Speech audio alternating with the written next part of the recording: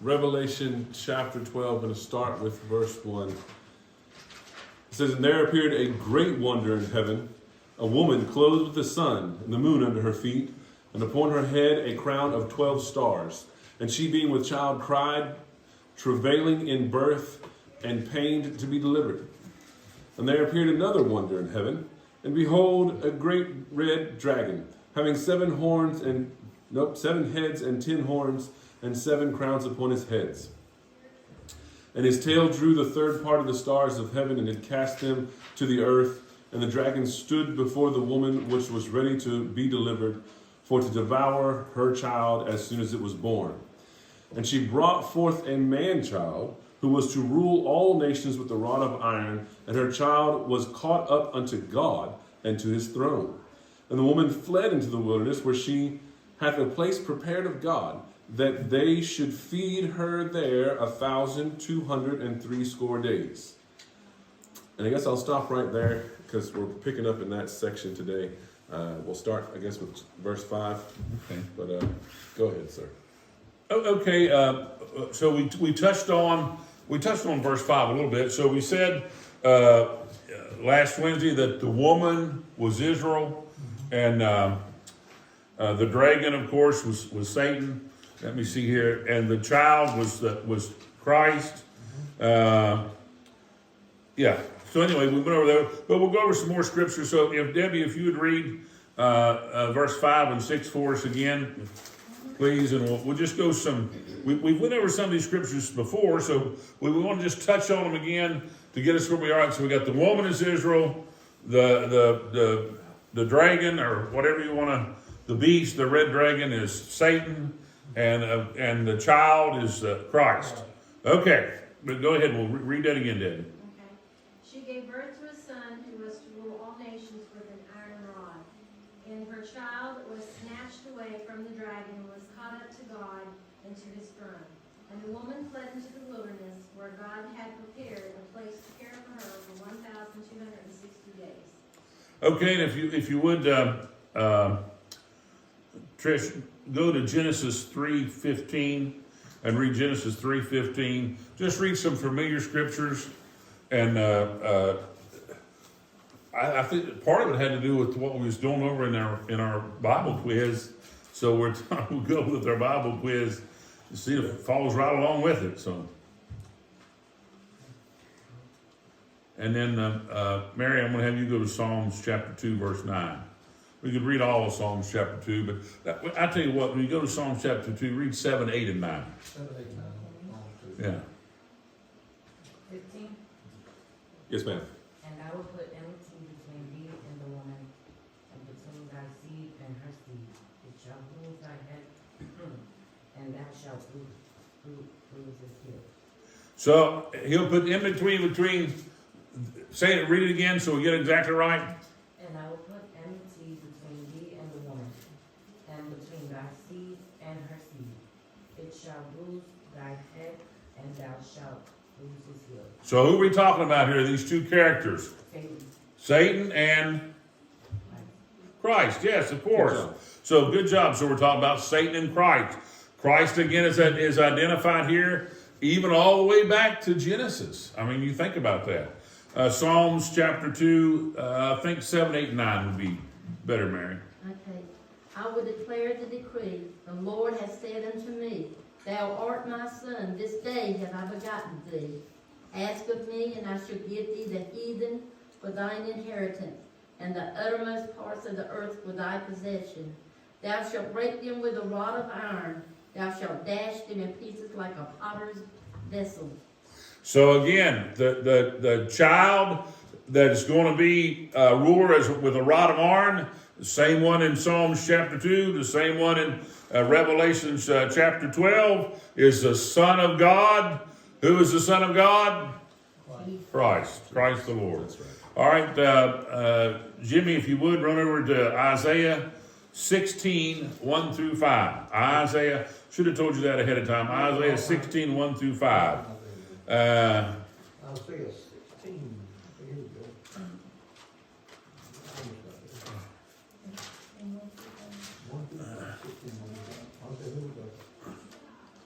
All right. Send ye lamb to the ruler of the land from Selah to the wilderness, unto the mount of the daughter of Zion. For it shall be that as a wandering bird cast out of the nest, so the daughters of Moab shall be at the fords of Arnon. Take counsel, execute judgment, make thy shadow as the night in the midst of the noonday. Hide the outcast, bewray not him that wandereth. Let mine outcast dwell with thee, Moab. Be thou a convert to them from the face of the spoiler. For the extortioner is at an end, and the spoiler seizeth. The oppressors are consumed out of the land, and in mercy shall be established, and he shall sit upon it in truth in the tabernacle of David, judging and seeking judgment and hastening righteousness. All right, so we have here, this is, these people are protecting Israel. We see here that it says that Israel will be protected for, God will send a woman into the wilderness, and God will prepare a place to care for her 1,260 days. How long is 1,260 days? Anybody? Jimmy? How long is 1,260 days? 1,260 days, 1,260.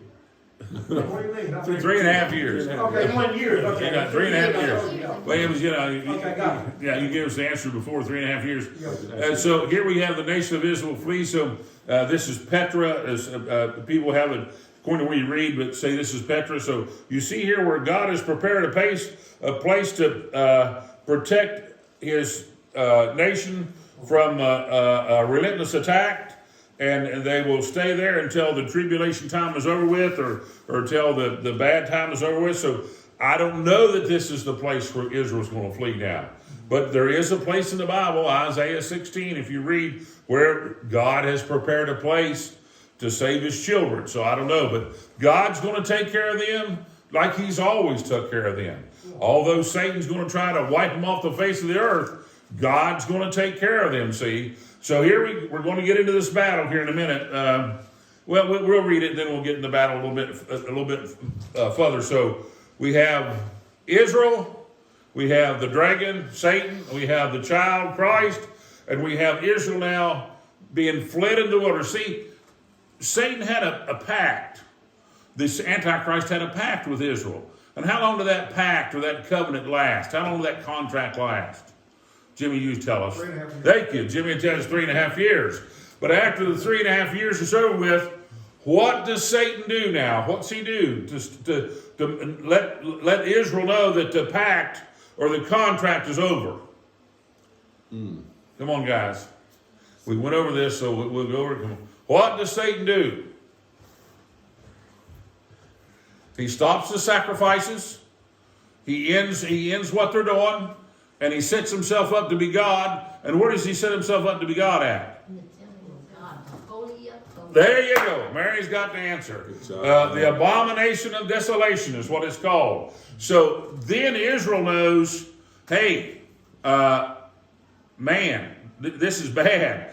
And so, and then we have Satan, and I got to put it together, but I'll read it. We have Satan being thrown out of heaven. So we'll get to that, and I don't want to get ahead of myself.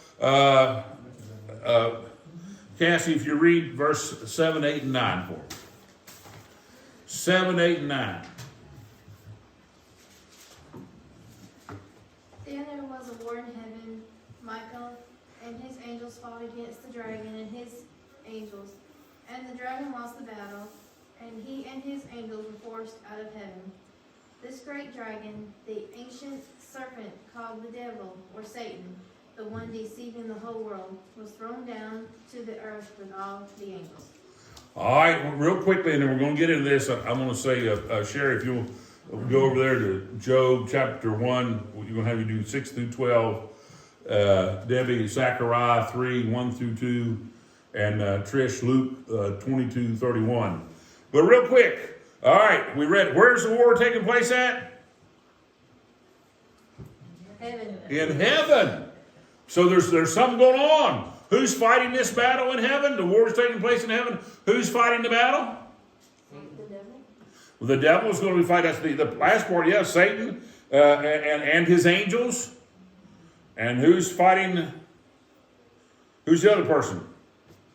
Satan and his angels. Who's the other one? The dragon? Beginning of verse 7. Beginning of verse 7. Michael and his angels. Now, who we established Michael to be, and we're going to get some more scriptures on that. Who is Michael? He's an archangel, and who's he over, or who's he to protect? What nation? Israel. Okay, you guys got that all right. All right, good job. Whoa, we got it up here. Oh, there's a battle going on right there. Yeah, that's pretty good picture. that's very good, Chip. That's very good. That old serpent there, the Satan. Look at this. Okay. Sherry. Was it Sherry? Job? Was you got Job? Yes. Yeah, Job chapter 1, 6 through 12. One day, as the angels came to present themselves before the Lord, Satan the accuser came with them. Where have you come from, the Lord asked Satan, and Satan replied, from patrolling the earth. Then the Lord asked Satan, have you noticed my servant Job? He's the finest man in all the earth, a good man who fears God and will have nothing to do with evil. You said 9 to? How far did you say go? 12, I think. 6 through 12. Thank you, David. 6 through 12. 12, yes. Why shouldn't he? When you pay him so well, Satan scoffed. You have always protected him and his home and his property from all harm. You have prospered everything he does. Look how rich he is. No wonder he worships you. But just take away his wealth, and you'll see him curse you to your face. And the Lord replied to Satan, you may do anything you like with his wealth, but don't harm him physically. Is that it? Okay, good enough. Okay, so where is this conversation taking place?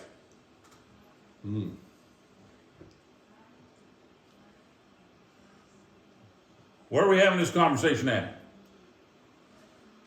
It's not on the earth, I'll tell you that. Huh? Debbie says in heaven. Y'all agree with that? Yeah. So Satan is in heaven, and what's God saying? Hey, have you thought about my servant Job? What a good man he is. What's Satan's doing up in heaven? What's he doing? Day and night, 24 hours a day, huh? Accusing. Making accusations against you and me. And he doesn't stop with Job. He starts making accusations against Job. Yeah, Job's got it made pretty well because you take care of him. But if you don't take care of him, man, he ain't going to know, Job. That's what Satan does, see? He twists things around. And so God said, well, test him. You know, God might say, test Jim. I hope he doesn't. God might say, test Cassie. I don't, but test him. See if he'll fall into sin. See if Job will sin. Did Job sin, guys? No. Did he lose a lot? Yes. Yeah.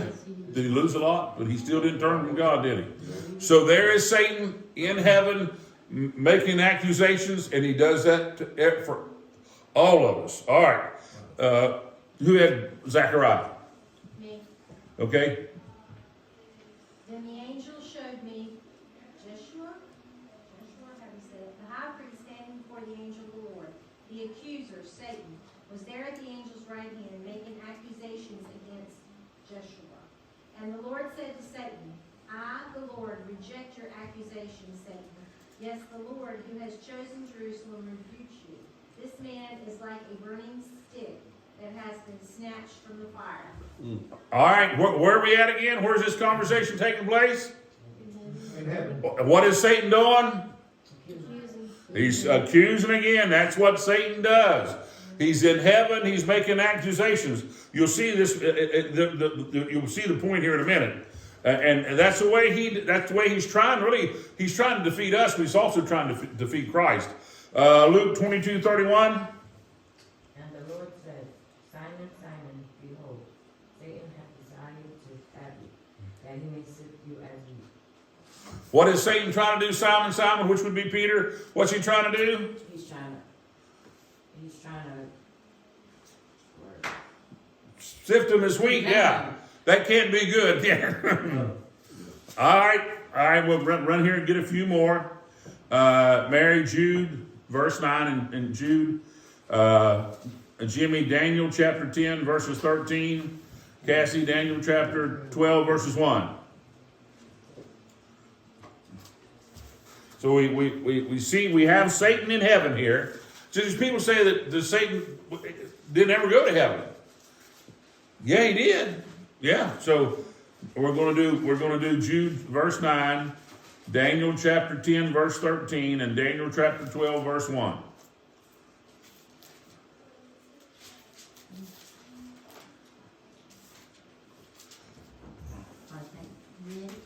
Yes, yeah.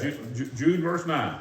Yet Michael the archangel, when contending with the devil, he disputed about the body of Moses, durst not bring against him a railing accusation, but said, the Lord rebuke thee. The Lord, okay, there you go. Again, Michael the archangel. He's there in heaven, and he's going to be fighting Satan against Jimmy, Daniel 9, Daniel's 10, 13. Okay.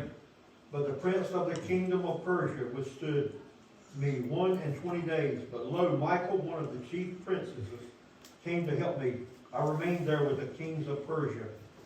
Now you have this story here, and we'll stop and talk about this story just a second, and we're not going to talk about it long. So Daniel's fasted and prayed for 21 days, and God sent the answer, and you'll get a beautiful picture of the angel who brought the answer down in the earlier part of this chapter, and it talks about what the angel who brought the answer looked like. And if you want to know what an angel looks like, go back and read the first part of chapter 10 there. And the angel said, for 21 days, the moment you prayed, God sent me for the answer. But then Satan, he tried to stop me. And then Michael the archangel came and continued with him, and I left him there and come on and brought you the answer. Now, isn't that a strange story? Yeah.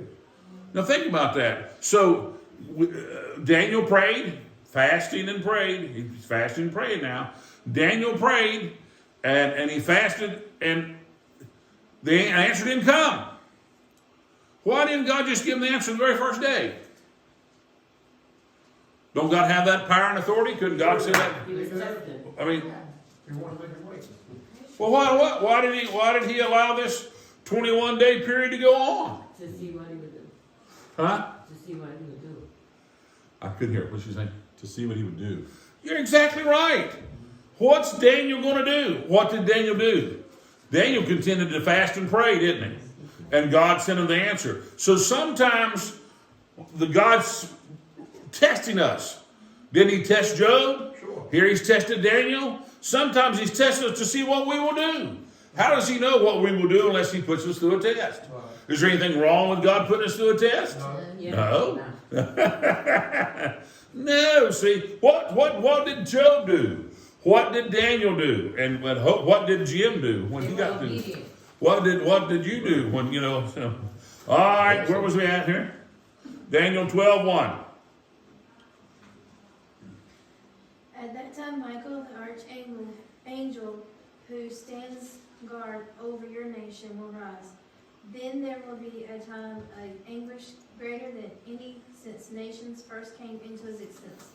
But at that time, every one of your people whose name is written in the book will be rescued. Well, there you go. So again, we wanted to establish Michael being an archangel, and he was really in charge of protecting the nation of Israel. Now isn't that something? We have this fight here that was in heaven, but has Michael and Satan ever fought before? Yeah, we have a couple incidents. They fought in the book of Daniel. At least they argued in the book of Jude, right? Yes. So this is not anything. Now we haven't seen this. This is not anything unusual that there's battles and fights going on in the supernatural that we don't see. See, now Satan is accusing us day and night. This is one of the avenues he has to attack us. Satan is defending us day and night, and finally the Lord has had enough, and he says, "Get out of heaven." Does Satan go willingly? Does he say, "Okay, you tell me to leave, I'll leave"? No, he doesn't go willingly. He gathers up his angels, his demons. He gathers up his, no. I think I'll just take over and be in charge up here. I mean, that's what he comes to do, kill, steal, and destroy. I think And God said, oh no. And he sent Michael and his angels. Now, I don't know how many angels there was, but apparently there was a lot of them. And I don't know how long the fight took. You know, this fight in Daniel was 21 days. Oh boy, looky there. That's even better than the last one. That's the old dragon down there. We know that's Satan. That's the old dragon. And up there's Michael, and he's got a bunch of angels behind him. You see some of them demons out there. Look at them. Look at them things. Boy, if we could see those things in real life, it'd scare you to death, wouldn't it? Man alive. It'd scare you to death. Man. And there was a battle raging, see? And Satan gets thrown down to the earth. And we're going to get into this a little bit further. Satan gets thrown down to the earth. And he knows he cannot go back to heaven ever again. He knows what the scripture says. So he knows, wow, I've only got 3.5 years left to defeat Christ and his army. So guess what he's going to do in 3.5 years? It ain't going to be pretty. We're going to get into that. Who did we leave off with? Cassie, go to Luke 10:18, and Sherry goes to 2 Corinthians 4:4. Luke 10:18.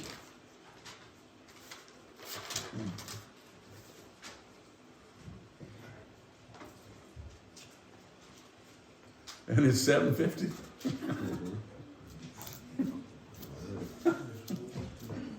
How many verses have we got? Okay, go ahead. Yes, he told them, I saw Satan fall from heaven like lightning.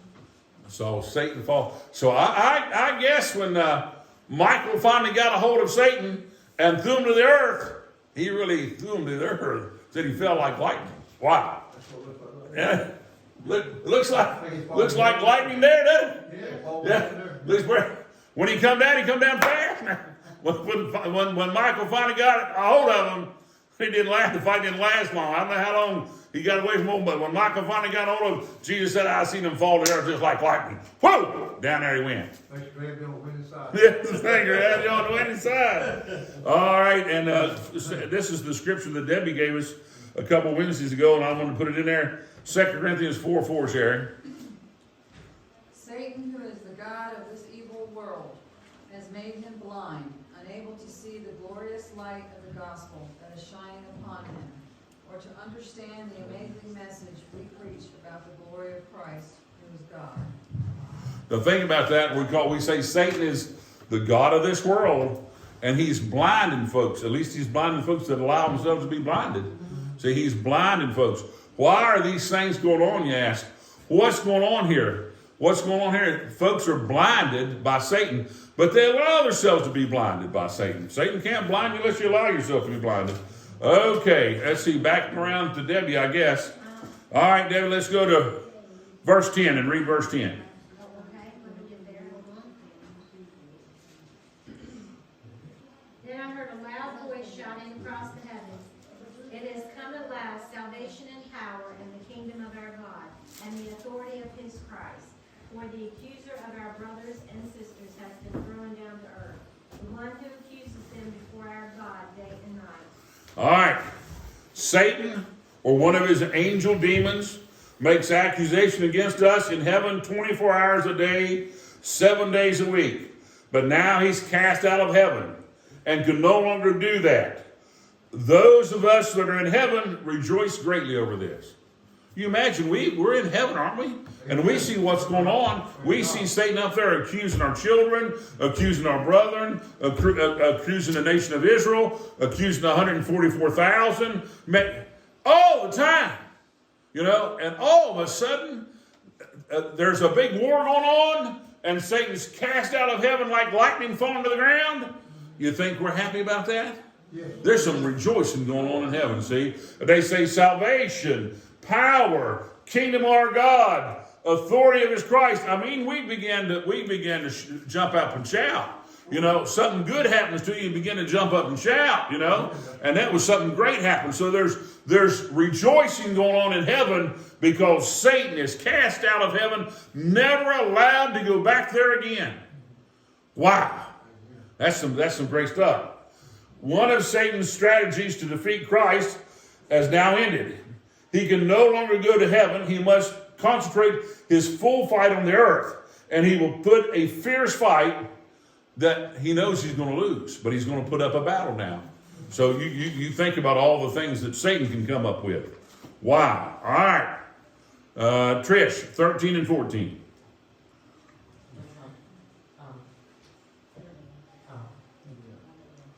I'm hurrying here.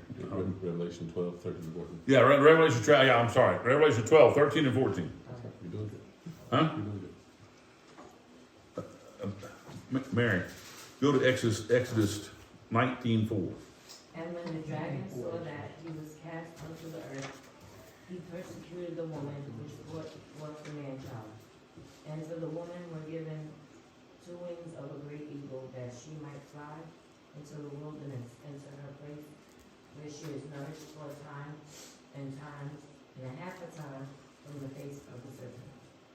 All right, and we'll let Mary get to Exodus 19:4.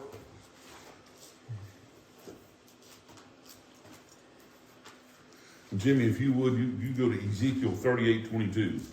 I'll get you there in just a minute. I'm trying to wrap this up. Okay, I've got it. Okay. Ye have seen what I did unto the Egyptians, and how I bare you on eagle's wings, and brought you unto myself. Brought him under the eagle. See, has he protected Israel before? Yes, he has. And I want to read this because it goes on. Up until now, Israel has been in peace, has a peace contract with the Antichrist. You know, we mentioned that. Satan will set himself up as God on this earth and will try to completely destroy Israel, killing every Israelite. Now, that's what, he couldn't get the child, so now he's after the mother. See what I'm saying? He couldn't get the child, so now he's going to kill them all. He's not going to let none survive. But just as we read there, and we read earlier, God has protected Israel for the last 3.5 years of tribulation, so Satan will not be able to destroy her. Now, you're going to get people say that they got eagle's wings and stuff, and people are going to say they all got them on an airplane and flew all over the country. I don't know about all that. They surely didn't have airplanes back in Exodus chapter 19, you know, so I don't know that they're going to have airplanes going to fly them all over the place. I don't know. But anyway, he says he's going to get a hold of them, and he's going to protect them for the 3.5 years so Satan can't destroy him. Cassie, 15 and 16.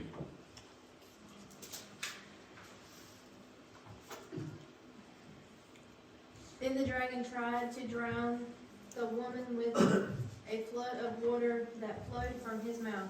But the earth helped her by opening its mouth and swallowing the river that gushed out from the mouth of the dragon. All right, so we got the flood of water. So Satan will send the army of the Antichrist. That's the flood, the flood of people. We've seen that flood army as an army before. Satan will send the army of the Antichrist to completely destroy Israel. But God will use the power of nature to overcome the Antichrist army. God's natural forces will defeat Satan's carnal weapons. Probably an earthquake will swallow up Satan's army. And Jimmy, read something about God's weaponry, Ezekiel 38:22. And I will plead against him with pestilence and with blood, and I will rain upon him and upon his bands, and upon the many people that are with him, and overflowing rain and great hailstones, fire and brimstone. So there you go. There's God's weaponry, the forces of nature, hail and windstorms and earthquakes and hurricanes and lightning and thunders. And I mean, when God comes after you, wow, there's no escape. See, tornadoes, whatever. Can any army stand against that? No, none whatsoever. And Sherry, read 17. And the dragon was angry at the woman and declared war against the rest of her children, all who keep God's commandments and maintain their testimony for Jesus. All right, I got Israel escaped Satan's army, which of course makes Satan very angry. So he turns his attention on destroying anybody left on this earth who have accepted Christ. And this, of course, may include the 144,000 witnesses that are here. But there you have it. So he couldn't get the child. He couldn't get the nation of Israel. So now he's going to turn his fierce anger on anybody that's accepted Christ left here on this earth. Anybody that's a Christian and accepted, and we know there's 144,000, so he's going to get after them and try to kill each and every. He wants to completely destroy anything that belongs to Christ, because he knows he's going to get in a big battle, so he's going to try to destroy all of Christ's army, all of Christ's people. See? All right, we done with that. So that 144,000, we're gonna go through something then. Oh, I hope God doesn't have me be one of those. Yeah, I know what you mean. But he does, you know. But they have all kinds of weaponry now. But that 144,000, yeah. All right, anything about chapter 12? Pretty good stuff. It is. And of course, we're going to get in chapter, I said, 14 is 144,000. We'll get to them. But we've got chapter 13. We got the beast and stuff. I mean, it's why God uses symbolism and doesn't just come right and tell us. But if you read His Word, He does tell us. He just wants us to search and look for it. All right. Like it and share it with at least 5 people. To subscribe to the channel. Again, we're not asking anybody for any financial support. Nothing like that. We just want you to view this. And if you like it, we want you to send it on, to give it to somebody else, to give them a chance to hear this message and see how it affects their life, hopefully in a positive way. So like, share, subscribe.